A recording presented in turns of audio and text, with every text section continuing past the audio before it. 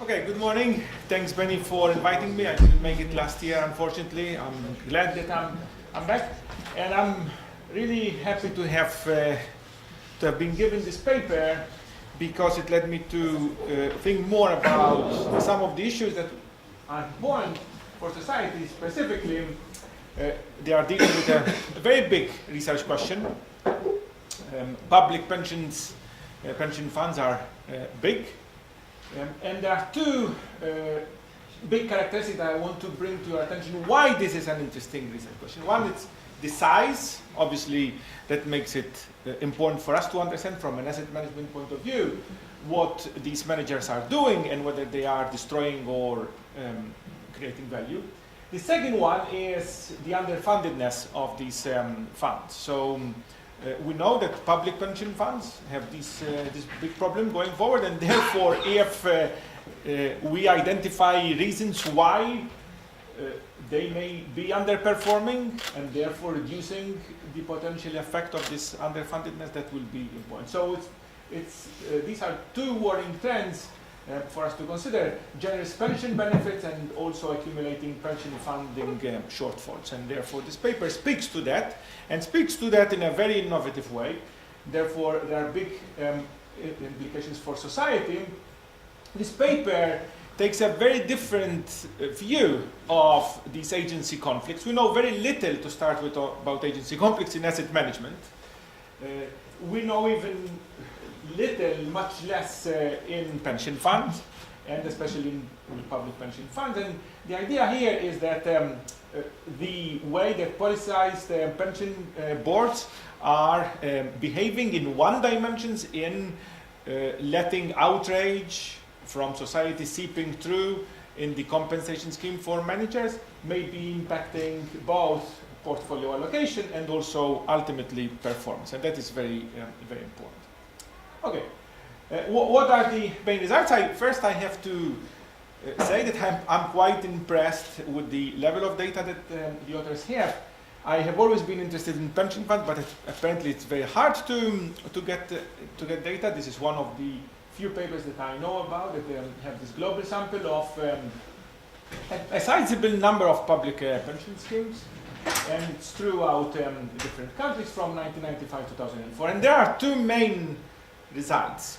There are many results, but I want to summarize them in two broad results. First of all, I am the type of person who I really like papers that have a theoretical model or a theoretical framework, and perhaps this paper does not have a theoretical model, but it has definitely a theoretical framework that really helps focus minds, because it's not easy to model all these moving parts. And the theoretical framework, the conclusion that these trustees of public pension funds internalize this outrage that's coming from society. They end up employing lower skilled managers because they can't give them higher compensation. So this outrage pushes you to lower the compensation given to your managers, and at that point you are going to have lower, less skilled managers.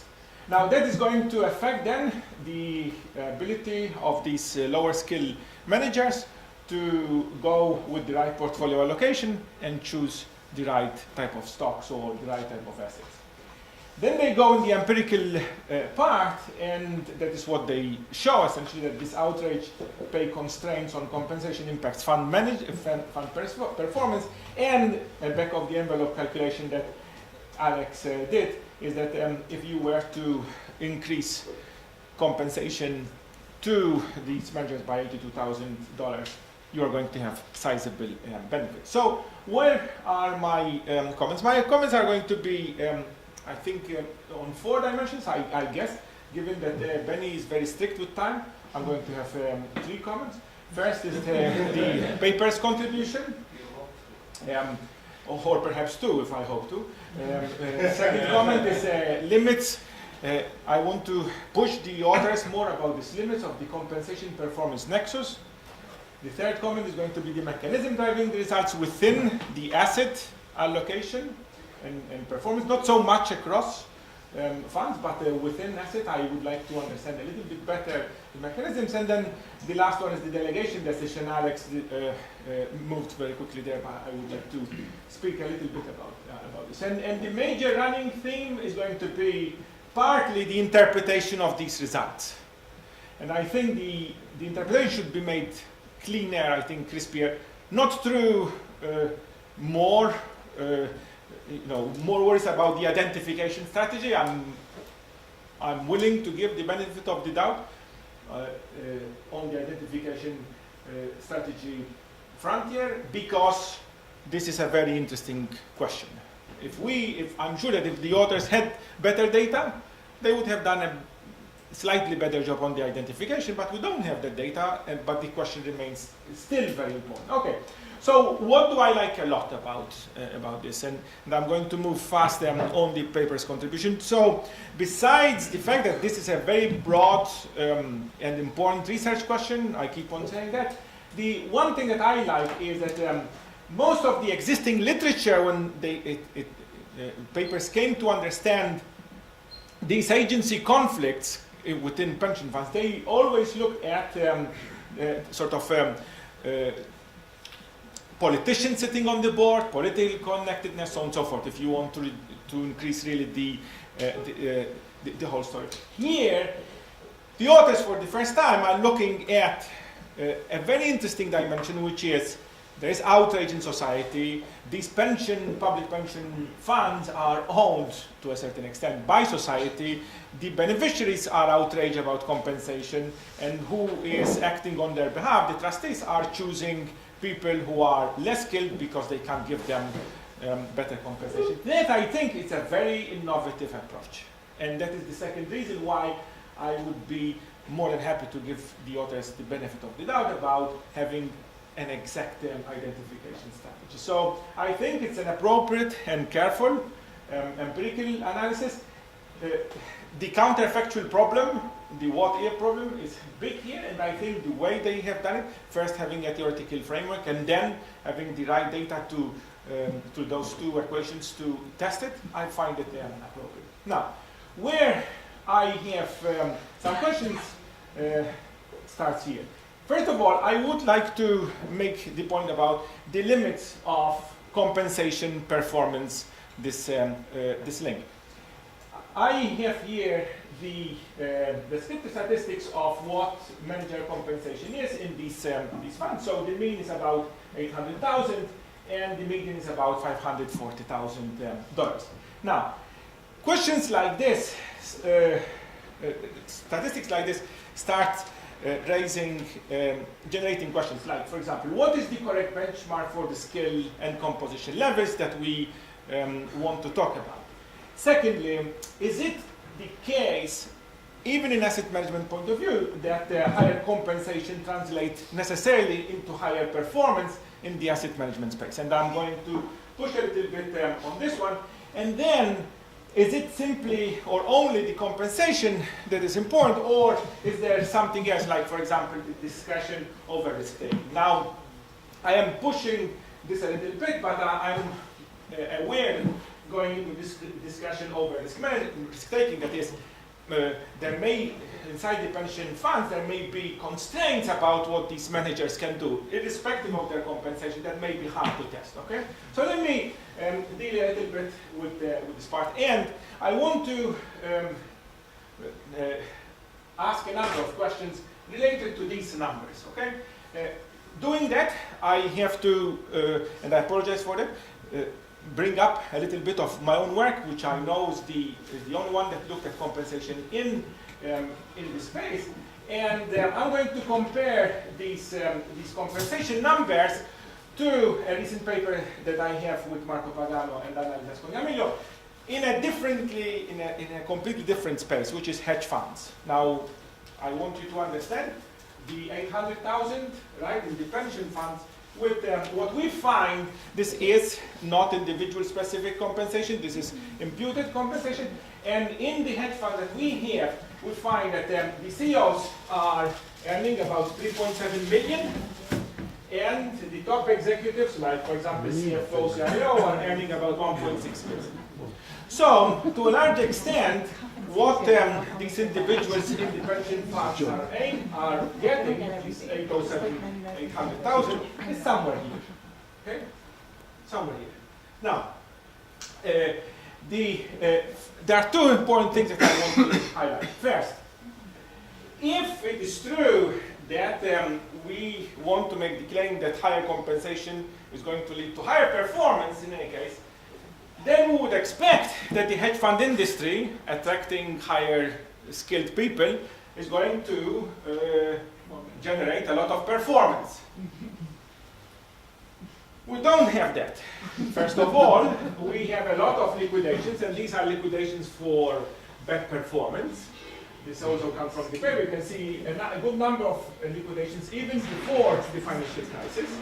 And the literature also identified that there's hardly any alpha here. Now, I am completely sold on the argument that Alex and his co-authors are doing, that obviously, most probably, the level of skill in these pension funds is very low. That is true, because we are giving them less. But I would like to have a more nuanced interpretation of these results, saying it's not necessarily true that higher compensation is going to lead to higher performance. And therefore, what I would like to understand, for example, is when you get this number, the 800,000, which I assume is total compensation, it's not fixed compensation, because that's a question that I had, like a clarification question, that is likely to be the total compensation. To what, to which type of pension funds are we going to compare in order to get higher, more skilled individuals? What is the benchmark that we have in mind in order to make the argument, look, if we pay them 100,000 more, we are going to get a better performance, okay? So first of all, it is not necessarily true that higher compensation leads to this higher performance in the first place. And secondly, it would be interesting, first of all, to give some preliminary analysis about these numbers, to what we should be comparing them, and then what the other suggestion that I would make is, before you go into the analysis, it would be interesting to understand what is the cross-sectional heterogeneity of this number across different pension funds with different political power. Okay? Because it would be interesting whether the more politicized pension funds are having this problem more than others. That is as far as the first comment goes. The second comment that I would like to understand a little bit more is the following. It's about the mechanisms that you have in mind. So here is an interesting table that I found extremely useful. This is the impact of the outrage on performance, and forget, as Alex did, on portfolio. Focus on alternatives, public equities, and fixed income. Now, what you find is that the impact seems to be larger in the case of alternatives. This is quite important. Why is quite important? Although it's only about 20%, as Alex said, over the last 10 years, there's a Bar-Ilan and paper recently, over the last 10 years, that is where in pension funds, this is the asset class that is exploding the most, across private and public. So you see a big impact here on alternatives, on public equities, nothing on fixed income. And I would like to understand better what is the mechanism here behind it. That is it skill, or is it something else? Like, for example, your ability to make decisions on portfolio allocation is being constrained in some way. For example, let us say that you will look at the equity space. And this is about 50% of the portfolio.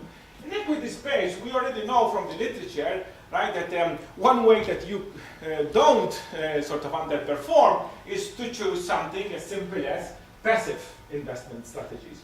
So why is it that these funds do not adopt a passive investment fund? Because most probably this is because they are going into active when I know that you should not be doing it, because by your own argument, they are not skillful. So why not choose something which is passive? Where the skill dimension really comes out is on the alternatives, right? That is essentially where you need a lot of skill. But then, as Alex has been saying, it is possible that what is coming in, this space is being occupied by the private equity in your area, for example. So what it would be interesting to look at is, do you have the actual investments in each of these asset classes, and see whether they are investing in local private equity funds or not. One way that you can make the identification strategy stronger is to give the statistic, because obviously if they are investing in private equity which is not in that area, that will make your identification strategy stronger, right? And therefore there is a lot of preliminary evidence that you can provide that will lead us to think, okay, is this just skill here, or is it something else? I think that the fact that you are seeing this effect on public equities when a simple solution exists, that you go into passive, it is telling me that there's something else. It is possible that there is some kind of binding constraint that even a skilled manager, even a skilled and therefore more expensive manager may not be doing, because his or her hands are going to be tied by these constraints about which investment strategies. So it would be interesting to really shed light on this. I know that perhaps it's impossible for you to get this information, but something like this goes on. Might be interesting. The last thing that I want to mention is this delegation of investment decision. So Alex is saying, rightly so, that perhaps if I'm not skillful enough, I'm going to delegate. Right? And that is what they find. I would also go back to asking the question, you really have to pay attention to which benchmark we have to look at for this decision. There is a paper that may be of interest for you, the Goyal and Wahal 2008. It's about private plan sponsors, and they find that effectively these guys hire investment managers after superior performance, they delegate them, but on average, post-hiring excess returns are zero. Right? And therefore, one has to really understand what is this, how is this delegation of investment decision feeding into the whole entire equation. So in terms of conclusions, I find this paper very innovative, very interesting. It looks at a completely new angle. I find it extremely refreshing. It's well executed, not easy given the counterfactual problem that I mentioned before. The suggestions are about the interpretation of results, which is still problematic, and one can find ways to make them clearer, and also the mechanisms behind the within asset class performance. You owe me 5 minutes for next year, okay.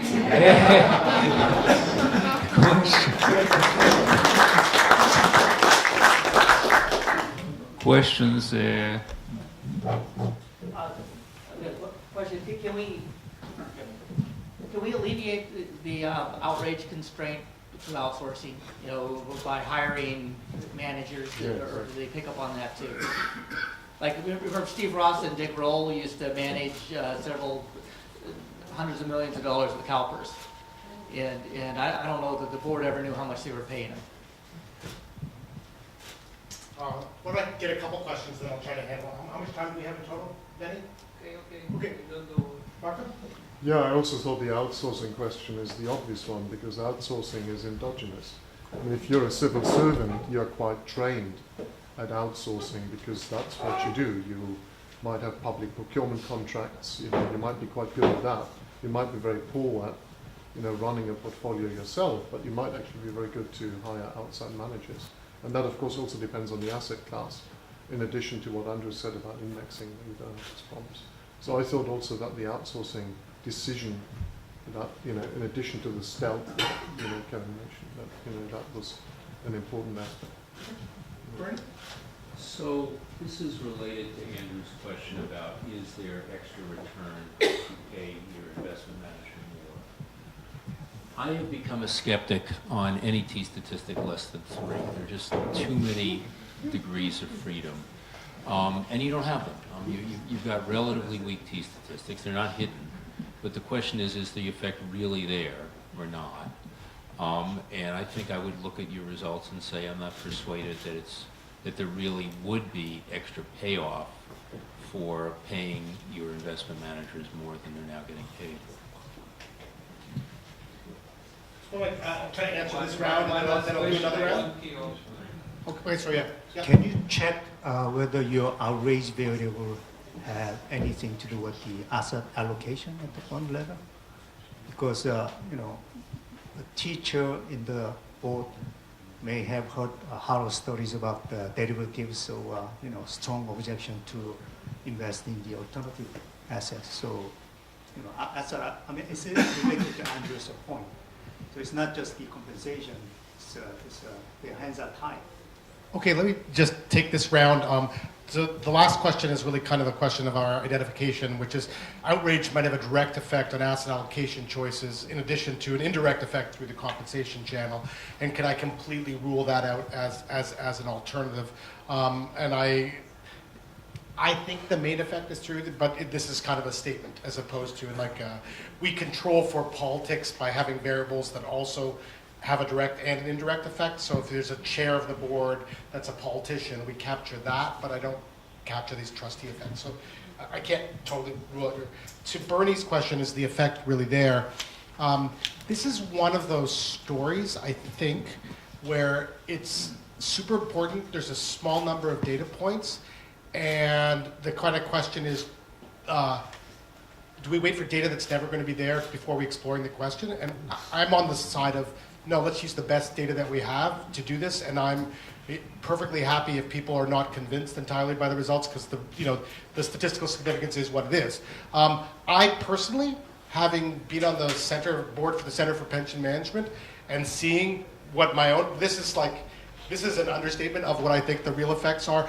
So for example, in terms of managing alternative assets, the ability to get snowed by a not sophisticated, if someone's managing the Washington State Investment Board, $25 billion in assets, the guy makes zero pay for performance, gets $200,000 a year. Do I think he's being snowed by the parade of private equity guys coming in selling? Yes.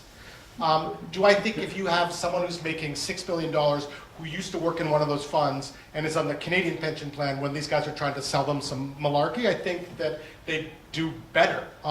So if you're asking the mechanism, kind of getting to the same mechanism question, I think part of it is that you're better able to bridge the information asymmetries in these risky asset classes, which I think is important to both select the right managers if you're using external management, and if you're going to do internal management, to know when you're going to do like co-invest with an outside manager or not.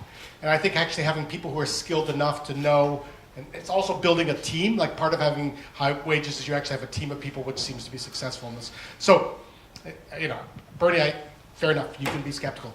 But and this kind of speaks a bit to the mechanism, and that's why I like at least we have the story about insourcing versus outsourcing. I think a certain amount of insourcing helps you to generate better returns, both in your external asset managers, because you're good enough to be able to, however smart these executives are, I don't think they do a good job in getting either real estate or private equity or hedge funds if they don't know at all what they're talking about. I think there's a certain minimum level of skill to be able to do that. It's like, David Swenson, they still do outsourcing, but they've got smart enough people within there. And so that brings to the final point, which is what's a natural reference point? Your data, I'm happy to cite your paper next time because it gives a reference point. We sort of think maybe private endowments might be a natural reference point to think what their wages are. And again, they're 5x is kind of what I think is a reference point. I would say these guys aren't being paid market level wages, even though we didn't document that as much as we could. Do I have time for another round of questions or not? I think we'll take a break. Okay.